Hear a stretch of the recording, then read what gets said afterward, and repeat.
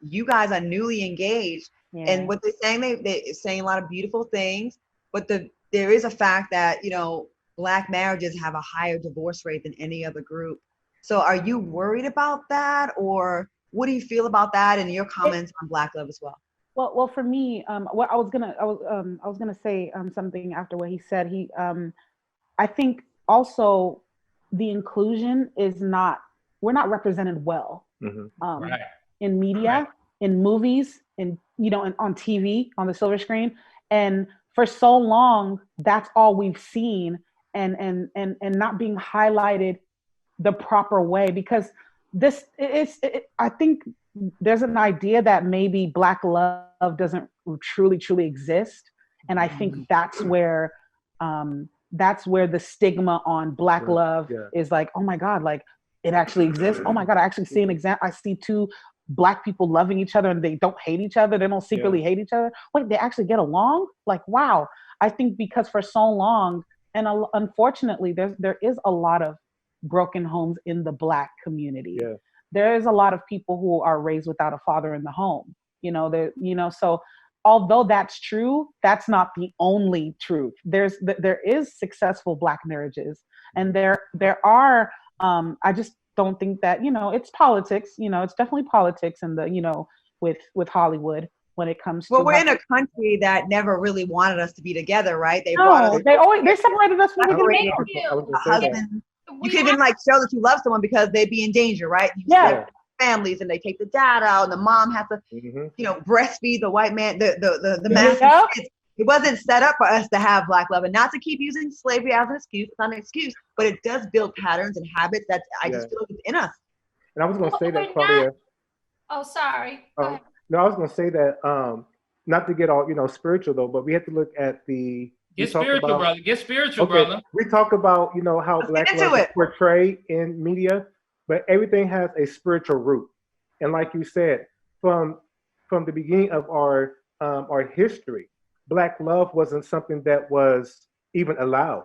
And so generationally, it's become a generational curse that turned into a generational spiritual curse, where even when Black love was approved and allowed by law, there were still broken homes. I know, my grandmother and great grandmother, either the daddy was the milkman or the daddy was Mr. John down the street. It was an establishment of marriage. And so as the generations have taken place, even though marriage is, normalized now, it's still broken. It's still a sense of there's not a spiritual connection. A lot of people get into marriages where they're not with their purpose mate, but with the person they found attractive. And that's why it's so important to not only get in a relationship, but understand that everybody has a soulmate. And you have a lot of people that is married to somebody else's husband, somebody else's wife. Yeah.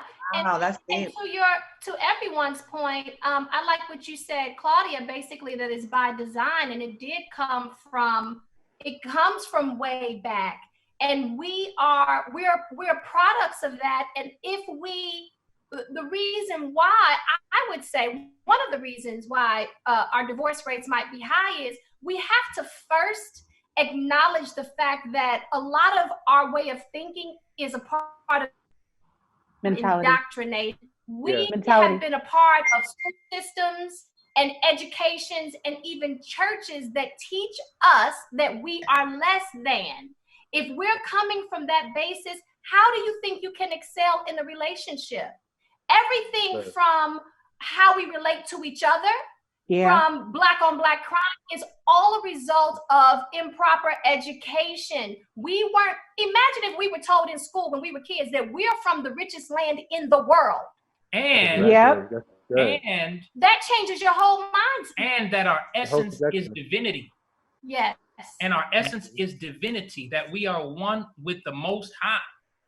If we were taught that from our infancy, how powerful will we be? But we have to educate ourselves. We have to tell our own stories. We can't rely on others to teach us, nor tell our story. Sorry to cut you off. No, it was perfect. We have a long way to go. I wanted to tell y'all, we have a viewer. I like to keep the viewers engaged because they are watching this and loving this. So Kayla Maxwell says, I love the way these couples are complimenting each other. They're loving what they're seeing right now. So I love that we can, like, you know, send out these vibes. Like, right now, thank you. They need to see this. They need to see it. And it's important because you have to like. I actually like Elizabeth. You know, she actually likes me. We like each other. You're not too bad yourself.